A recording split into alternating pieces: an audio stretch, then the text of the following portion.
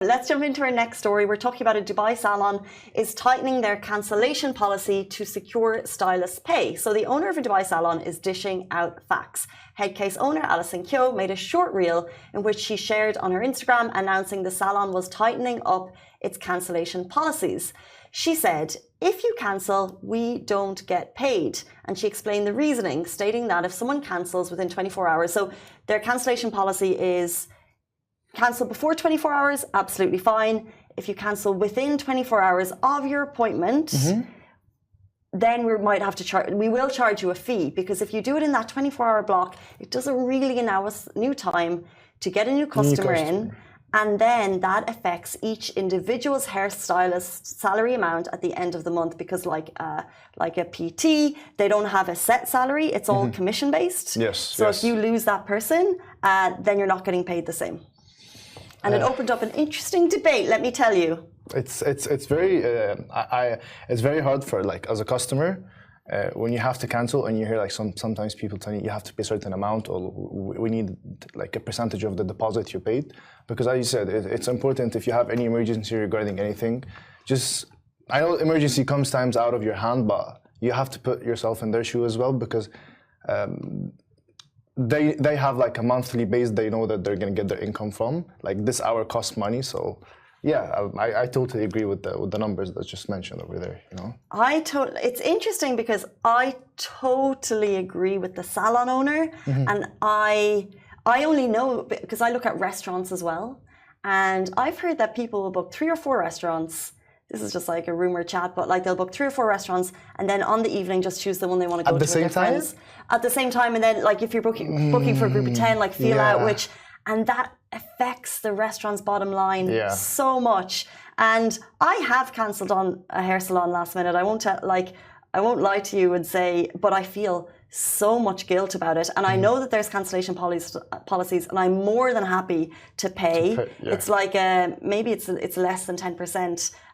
If they charge, because you truly understand that this is a person's commission and you're messing with them. And even if my reasoning is strong, you have to understand how businesses work. And in some cases, it's same with if you have a individual gym PT and you decide willy-nilly to cancel on them, it's fair enough if they have a cancellation policy in place. I totally agree, because jobs that are commission-based, it's way different than like basic salary you're getting every month.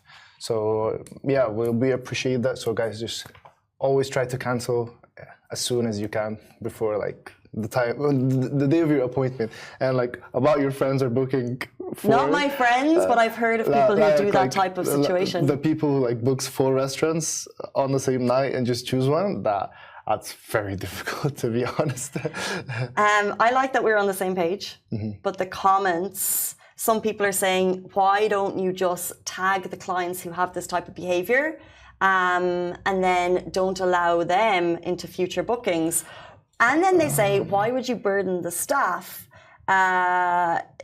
You know, the same would apply for cancellations in doctors, dentistry, handyman, car service. Why is this any different?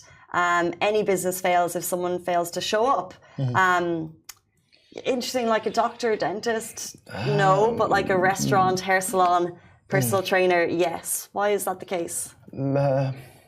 Well, because I see it from my side, if I had 2 emergencies after each other, so I booked with you today the Lovin Show, and I got an emergency.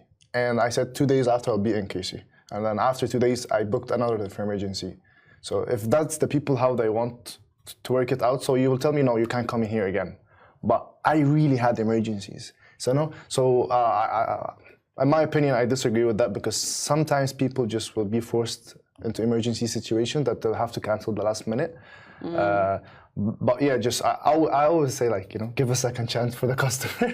Give a second chance. I think a clear cancellation policy, if it's laid out at the time of booking, I think it's fair, because I think sometimes we have emergencies, but sometimes things pop up. Like when I've cancelled, it may not be an emergency to you, but maybe it was like, oh, I have to actually work, right? And when you actually have to work, it's not an emergency. No one's dying, but obviously it's something I can't really get out of. So but I think you have to acknowledge that you have paid for someone's time, and it's a professional business and a professional service, and then you have to acknowledge that. And on the other hand, sometimes you would have to wait for like days and postpone things based on the time of the hair salon. Like for example, myself, like for me, it doesn't matter. But for example, I have like, you know, the hair salons for animals, like where they do their nails and that.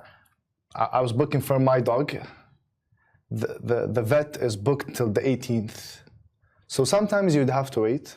Like for me, sometimes like, because like us as men, we just go to the barber. It's different than women. Sometimes you have to book. But sometimes I'm sure that you had to wait for like 24 hours or 48 hours because the day's booked all it, right?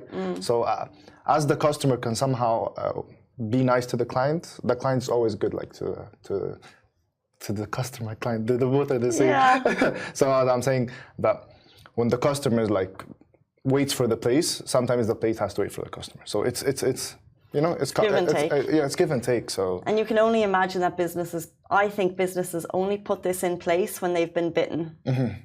You're not doing. It's rare that you know, especially for a small business, well known in the community. I don't think they're just putting in a strict cancellation for the fun. They're doing it because people have done this regularly and they're kind of forced into it. So it is give and take on the customer, and you're offering customer service, but I think the customer also has to appreciate the service being given. Yeah, I think that I totally agree with you. And you can see that in some restaurants when they say like, oh, you'd have to send us a deposit, you'd have someone come pay a deposit, you'd have to pay like a 10%, 15%, 50%. Those are the type of people that, you know, that they have a lot of people canceling based on like the timeline. My friends. I'm joking.